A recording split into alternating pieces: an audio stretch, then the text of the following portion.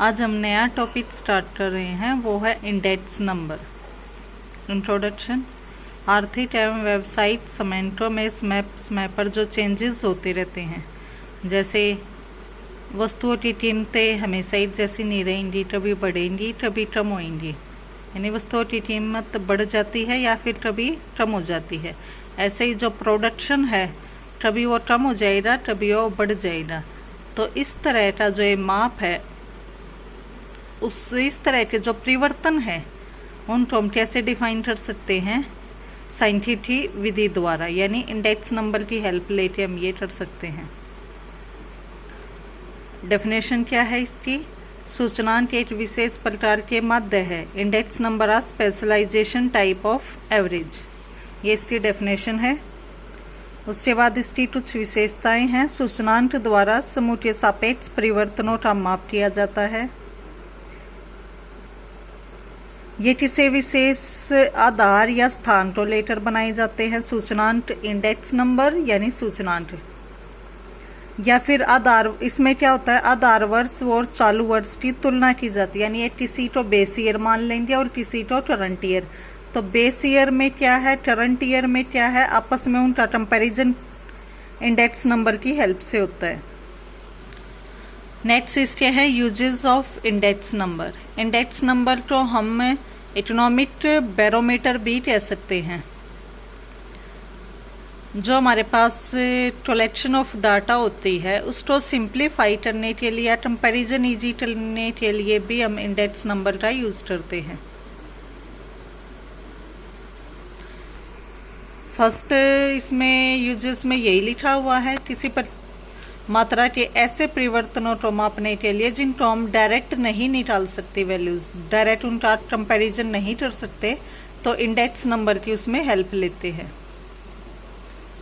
Salary में पे fixation जो होता है या helpful in fixation of salary या डियरनेंस अलाउंस, यानी डीए में या सैलरी में जो ये इंक्रीमेंट वगैरह लगते हैं उनमें भी हमारा इंडेक्स नंबर हेल्पफुल है।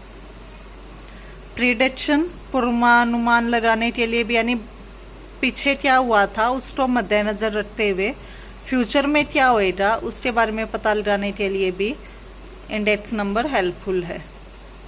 या कंपैरिजन करना उस समय या स्थान के आधार पर कि उस टाइम वैल्यूज ये थी, आज वैल्यूज ये हैं, तो उसमें भी इंडेक्स नंबर हेल्पफुल है। पावर ऑफ मनी परचेजिंग में भी या बिजनेस में भी ये सारे क्या हैं, इसके इंडेक्स नंबर के यूजेस है। नेक्स्ट इसकी कुछ न कुछ लिमिटेशंस हैं। अब ये क्या है, इंडेक्स नंबर जो पीछे घटित हो चुकी है घटनाएं उनसे ही निकाला जाता है। तो जरूरी नहीं कि 100% ये सही हो, ये औसतन होता है, यानी एवरेज के अनुसार निकाला जाता है। एवरेज के उस पे ये हम सत्य मान सकते हैं इसको। अब हर एक उद्देश्य के लिए जरूरी नहीं है परफेक्ट ही हो, बहुउद्देश्य अगर है तो उनमें इंडेक्स का कोई यूज नहीं होता। अब वस्तुओं की जो किस्म है, कई टाइप्स होती हैं उनकी वस्तुओं की, तो उसको ये मद्देनजर में नहीं रख के बनाता। तो इस टाइप की ये लिमिटेशंस हैं इसकी, ये आपने करनी है। नेक्स्ट है टाइप ऑफ इंडेक्स नंबर। तो टाइप ऑफ इंडेक्स नंबर इसमें 6 टाइप दे दी। मेनली तो इसकी 2 टाइप ज्यादा इंपॉर्टेंट है। एक तो इसने दे दी प्राइस इंडेक्स नंबर, नाम से डिफाइंड हो रहा है कि प्राइस बेस होएगा, ये कीमतों में या कीमती स्तर पे होने वाले परिवर्तनों को इसमें करेंगे। अब इसमें 2 टाइप से होएगा price index, wholesale price index number और रिटेल प्राइस इंडेक्स। एक तो प्राइस इंडेक्स नंबर है सेट इन क्वांटिटी बेस पे जो है, फिर वैल्यू इंडेक्स नंबर और simple and aggregate index, cost of living index, special purpose index. ये सारे इंडेक्स नंबर्स हैं जिनके बारे में हम कंप्लीट इसमें पढ़ेंगे। नेक्स्ट क्या है, problems in construction of index number. Next क्या है, इंडेक्स नंबर जब हम निकालते हैं उसमें क्या क्या चीज़ें यूजफुल है या क्या क्या उसमें प्रॉब्लम्स आ सकती हैं, वो उसने डिफाइन किया है। फर्स्ट क्या है, पर्पस ऑफ इंडेक्स नंबर, यानी हम इंडेक्स नंबर किस पर्पस के लिए निकाल रहे हैं वो डिफाइंड होना चाहिए। उसका उद्देश्य क्या है इंडेक्स नंबर निकालने का, अगर हमें उद्देश्य पता होगा तो उसी हिसाब से हम वस्तुओं का चुनाव करेंगे, उनकी कीमतें देखेंगे या उनमें क्वांटिटी कितनी क्या यूज हो रही है वो, तो उन्हीं पे बेस है। अब इंडेक्स के कई उद्देश्य हो सकते हैं, जैसे फुटकर कीमतों में, यानी फुटकर और जो ये थोक है ये क्या है, होलसेल और रिटेल प्राइस, तो इन दोनों में कंपैरिजन करना हो। सेकंड क्या है, सिलेक्शन ऑफ आइटम्स। अब इसमें हर टाइप की आइटम्स तो इसमें हमें चूज नहीं कर सकते, इसमें कुछ हमारी बंदिशें होंगी। तो इसमें क्या क्या वस्तुओं का चुनाव करते, इसमें निम्न बातों का ध्यान में रखना है। क्या क्या है वे बातें, जिन वस्तुओं का हम चुनाव करना चाहते हैं उस जो वे संबंधित वर्ग है उसकी रुचि, आदतें, रीति रिवाज, आवश्यकताएं क्या है, उसमें क्या गुण अवगुण, ये सारी चीजों का हमें इसमें ध्यान रखना है। थर्ड क्या, सिलेक्शन ऑफ प्राइस। अब प्राइस दो तरह के हैं, होलसेल और रिटेल, तो उसमें कौन से उपयोगी है कौन से नहीं, कौन से में लेके चलने हैं। फिर फोर्थ है सिलेक्शन ऑफ बेस ईयर, इसमें हम मोस्टली कंपैरिजन ही करते हैं इंडेक्स नंबर में, तो हम किस ईयर से कंपेयर कर रहे हैं, यानी किस को हम बेस मान के काम करे। जैसे मैं अगर ये करना हो कि 10 साल पहले प्रोडक्शन इतनी थी आज इतनी है, तो करंट ईयर तो आज का ईयर हो गया, लेकिन बेस ईयर क्या हो गया, किसको बेस माना हमने, जो 10 साल पहले ईयर था। जैसे मान लो आज 2021 है तो 10 साल पहले 2011, तो इसमें बेस ईयर हो गया 2011, करंट ईयर हो गया 2021। Selection of weights, quantity, value, वे सारी चीजें डिफाइंड होनी चाहिए। सिलेक्शन ऑफ एन एवरेज, ये एवरेज बेस होता है हमारा इंडेक्स नंबर। अब एवरेज इसमें कई टाइप की होती है, अर्थमेटिक एवरेज, मीडियन या ज्योमेट्रिक मीन या हार्मोनिक मीन, ये सारी हमारी किसमें आती है, एवरेज में। तो इसमें कौन सी एवरेज का यूज करके हमें निकालना है वो डिफाइंड होना चाहिए। मोस्टली हमें अर्थमेटिक मीन का इसमें ज्यादातर यूज करते हैं। अब बात आ गई फॉर्मूले की। इंडेक्स नंबर निकालने के लिए भी इसमें बहुत सारे फॉर्मूले डिफाइंड किए गए हैं, लेकिन उसमें हमें अपने तरफ से बेस्ट लेना है, तो वो बेस्ट मोस्टली हम लेते हैं फिशर आइडल इंडेक्स, ये हमारी अब डिफाइन करेंगे, इसी को हमने बेस्ट वो किया है। अब आ गया है इंडेक्स नंबर कंस्ट्रक्ट करने के मेथड। अब इसमें दो टाइप से डिफाइन कर दिया, सरल या अबारित सूचनांक और दूसरा बारित, यानी क्या आ गया, अनवेटेड या सिंपल इंडेक्स नंबर और सेकंड वेटेड इंडेक्स नंबर। अब सिंपल इंडेक्स नंबर है तो उसके दो टाइप, सिंपल एग्रीगेटिव मेथड और या सिंपल एवरेज ऑफ प्राइस वाला। 8 वेटेड आ जाएगा, 8 सिंपल आ जाएगा, ये दो टाइप से डिफाइन कर रखे हैं। नेक्स्ट जो उसने दे दिया, ये 6 मेथड है इसके, लेकिन हम मोस्टली यूज करते हैं फिशर मेथड। ये 6 टाइप के मेथड्स हैं। अब देखो दो टाइप से दे दिया, अनवेटेड या सिंपल इंडेक्स नंबर और वेटेड इंडेक्स नंबर। तो पहले हम सिंपल इंडेक्स नंबर के बारे में पढ़ लेते हैं, क्या है सिंपल और अनवेटेड इंडेक्स नंबर। इसमें क्या है, सभी वस्तुओं को एक जैसा इन्होंने समान महत्व दिया है, इंपोर्टेंस सभी को एक जैसी दी है।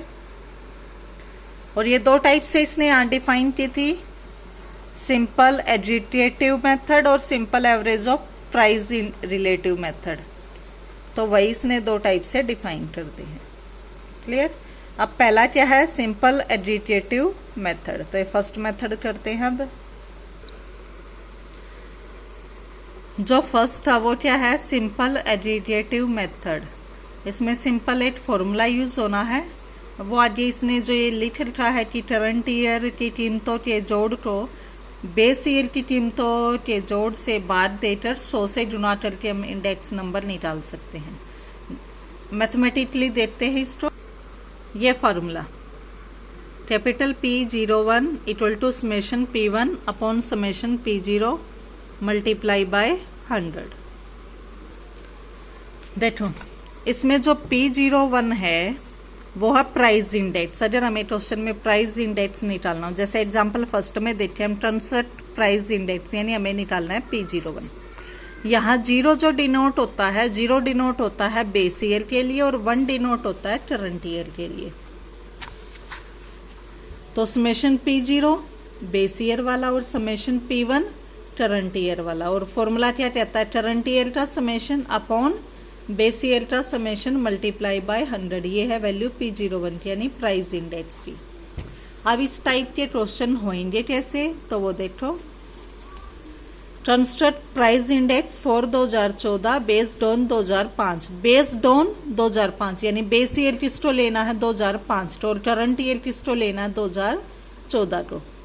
अब करंट ईयर वाले को 1 मानते हैं, बेस ईयर वाले को 0, यानी ये वैल्यूज यहाँ से P1 की और यहाँ से P0। एक minute, base year based on 2005 यानी बेस ईयर 2005, तो 2005 वाले को क्या ले लिया P0 और करंट ईयर 2014 उसको ले लिया P1। समेशन निकाल लिया P0 समेशन P1। निकालना क्या था, सिंपल एग्रीगेटिव मेथड से हमें प्राइस इंडेक्स निकालना था, यानी P01 फॉर्मूला यही था, summation P1 upon summation P0 multiply by 100। तो वैल्यूज पुट की summation P1 by summation P0 multiply 100। Summation की वैल्यूज पुट की है, ये आपका आंसर आ गया। सिंपल साइड फॉर्मूला था summation P1 by summation P0 multiply 100। अब उसकी मेरिट डिमेरिट्स हैं। मेरिट्स तो वही होती है, सिंपल है, और डिमेरिट्स क्या है कि एक ही टाइप की वैल्यूज तो वेक्टर है ना, विभिन्न इकाइयां, तो इसकी ये नहीं वैल्यू डिफाइन कर रही, तो ये इसमें कंफ्यूजन है। तो second method simple average of price relative method. देखो इसमें क्या पढ़ा हमने, प्राइस रिलेटिव जो भी ये निकालते P01 P1 summation P1 upon summation P0 multiply 100। P1 1 जब भी आएगा यानी करंट ईयर, 0 आएगा यानी बेस ईयर। ये तो क्लियर फॉर्मूला विद दिस। और P01 यानी प्राइस इंडेक्स। सेकंड कौन सा मेथड है इसमें, सिंपल एवरेज। अब एवरेज आ गई तो एवरेज कई टाइप से होगी, अर्थमेटिक मीन हो सकता है या ज्योमेट्रिक मीन हो सकता है। तो देखो प्राइस रिलेटिव का फॉर्मूला तो वही है, current years price upon base year price multiply 100। P1 by P0 multiply 100। अब देखो अगर हमारे पास है अर्थमेटिक मीन तो क्या आएगा, फॉर्मूला तो यही रहना है P1 by P0 multiply 100। Arithmetic mean में क्या होता है, 2 वैल्यूज अगर हैं तो 2 का सम डिवाइड बाय 2, 3 वैल्यूज हैं तो 3 का सम डिवाइड बाय 3। अब यहाँ n वैल्यूज हैं तो n टर्म्स का सम डिवाइड बाय n। ये अर्थमेटिक मीन की डेफिनेशन से ही याद हो जाएगा आपको। और ये फॉर्मूला है प्राइस इंडेक्स का P1 by P0 multiply 100। n क्या है, जितने उसमें आइटम्स है, number of items. Arithmetic mean में यही होता है, जितनी टर्म्स का सम उतने से ही डिवाइड। ज्योमेट्रिक मीन में क्या होता है, जितनी टर्म्स की प्रोडक्ट उतने का 1 बाय आता था ना, तो इसमें देखो summation logarithm P by n और बाहर क्या आ गया, एंटी लॉगरिथम। और इस P की वैल्यू क्या होती है, P1 बाय P0 मल्टीप्लाई 100। फिर मीडियन में क्या होता है, n+1 बाय 2 का साइज लिखना, वो क्या आ जाएगा मीडियन के लिए जो प्राइस इंडेक्स है। तो ये 3 टाइप से है। जो आपने सिंपल पढ़ा था उसमें तो एक सिंपल सा फॉर्मूला था summation P1 by summation P0 multiply 100। लेकिन जब आपने एवरेज के लिए पढ़ा तो उसमें 3 फॉर्मूले आ गए हैं। जब इसमें एवरेज में गए तो उसमें आया है एक तो अर्थमेटिक मीन का क्या था, summation P1 by P0 multiply 100 by n। जो अर्थमेटिक मीन में होता ही है कि 2 वैल्यूज हैं तो 2 का सम डिवाइड बाय 2, 3 वैल्यूज है तो 3 का सम डिवाइड बाय 3 अप टू सोन। तो इसमें n वैल्यूज थी तो n वैल्यूज का सम डिवाइड बाय n। सेकंड जो ज्योमेट्रिक मीन है, ज्योमेट्रिक मीन में क्या होता है, अगर 2 टर्म्स है तो 2 की प्रोडक्ट पावर में 1/2, 3 टर्म्स है तो 3 की प्रोडक्ट पावर में 1/3, ऐसे इसमें n टर्म्स है तो उनकी प्रोडक्ट और पावर में वैल्यूज। तो ये क्या है, यहाँ लॉगरिथम यूज हो रहे थे तो पावर में 1 आने की बजाय क्या आ गया, एंटी लॉगरिथम। और ये अंदर p, इसको भी आप p लिख सकते हो और इसकी वैल्यू क्या आएगी, P1/P0 मल्टीप्लाई बाय 100। थर्ड है मीडियन। जब मीडियन का यूज करना हो तो क्या आएगा, P01 की वैल्यू n+1/2 का size.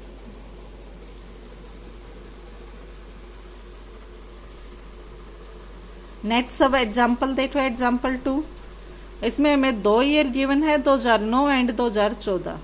Construct a price index based on price this as 2009 as base year. तो इसमें 2009 को क्या लेना है, बेस ईयर, 2014 को क्या लेना है, करंट ईयर। जिसको भी बेस ईयर लोगे उसको P0 से डिनोट करोगे, जिसको करंट ईयर लोगे उसकी वैल्यू उसको P1 से। तो 2009 को क्या क्वेश्चन में ही गिवन है हमें कि 2009 को हमने बेस ईयर लेना है, तो 2009 को P0 से डिनोट कर दिया। 2014 को हमने करंट ईयर लेना तो उसको P1 से कर दिया। क्लियर। अब यहाँ हम कोई सा भी फॉर्मूला यूज करें, हर एक फॉर्मूले में ये टर्म तो यूज हो ही रही है, P1/P0 मल्टीप्लाई 100। तो पहले हमने इसकी वैल्यूज ही निकाल ली, P1/P0 मल्टीप्लाई 100, ये वैल्यूज आ गई। अब कितनी टर्म्स थे इसमें, ये 5 टर्म्स थी तो n की वैल्यू 5 आ गई। अर्थमेटिक मीन का यूज करना है, क्वेश्चन में गिवन था अर्थमेटिक मीन से, ज्योमेट्रिक मीन से और मीडियन से, तीनों से निकालना है। तो पहले हम अर्थमेटिक मीन का यूज करते हैं। अर्थमेटिक मीन का फॉर्मूला था summation P1/P0 multiply 100 by n। तो पहले हम P1/P0 मल्टीप्लाई 100 की वैल्यूज निकाल ली, उसका समेशन निकाला और उसके अपॉन में क्या वैल्यूज पुट करनी थी, n की वैल्यू यहाँ गिवन है 5, तो 5 से इसको डिवाइड किया, ये वैल्यू आ गई हमारी 122.32। ये वैल्यू आपकी आई है P01 की, किसका यूज करके आई है, अर्थमेटिक मीन का। अब सेकंड पार्ट में किसका यूज करना है, ज्योमेट्रिक मीन का। और ज्योमेट्रिक मीन का फॉर्मूला क्या है, P01 anti logarithm summation logarithm P/n। P1/P0 multiply 100, ये वैल्यूज तो आप पीछे उसमें फर्स्ट पार्ट में निकाल चुके हो, बस इनकी क्या लेनी है, लॉगरिथम। ये आप लॉगरिथम टेबल से इनकी वैल्यूज लिख सकते हो। फिर समेशन लॉगरिथम P/n, n यहाँ पे कितना है, नंबर ऑफ टर्म्स 5, तो डिवाइड बाय 5, उसके बाद एंटी लॉगरिथम 5 से डिवाइड करके इसकी ये वैल्यू आई है, उसको हमें मल्टीप्लाई, उसकी हमें एंटी लॉगरिथम टेबल में वैल्यूज निकालनी है, ये आपकी वैल्यू आ गई है। अब मीडियन वाले में क्या था, मीडियन का जो आपने फॉर्मूला पढ़ा था वो फॉर्मूला ये था, size of n+1/2 term. n की वैल्यू कितनी है, 5, 5+1 कितना हो गया, 4/2, यानी क्या आ गया इसमें 5+1/2 यानी 6/2 यानी थर्ड टर्म। तो देखो थर्ड टर्म हमारी कितनी आई है, प्राइस रिलेटेड जो है P की वैल्यू आई है। एक तो बेस ईयर गिवन था, बेस ईयर को हमने P0 मान लिया, करंट ईयर था उसको हमने P1 मान लिया, फिर हमने P की वैल्यू निकाली। P की वैल्यू कैसे निकाली है, P1/P0 मल्टीप्लाई 100। तो इसके अंदर कौन सी टर्म हमारी प्राइस इंडेक्स आएगी, n+1/2 टर्म। n की वैल्यू इसमें 5 थी, 5+1 6/2 यानी थर्ड टर्म। तो थर्ड टर्म जब हम देखेंगे वो आपकी आ गई है 112.5। तो हमने तीनों मेथड से निकाला, मीडियन से आई है वैल्यू 112.5, ज्योमेट्रिक मीन से आई है 120.9 और आपकी अर्थमेटिक मीन से आई है 122 पॉइंट समथिंग, यानी अप्रोक्सीमेट सेम से ही वैल्यूज आई हैं ये। नेक्स्ट है construction of index numbers with average price as base, ये हम नेक्स्ट वीडियो में करेंगे। आज के लिए इतना काफी।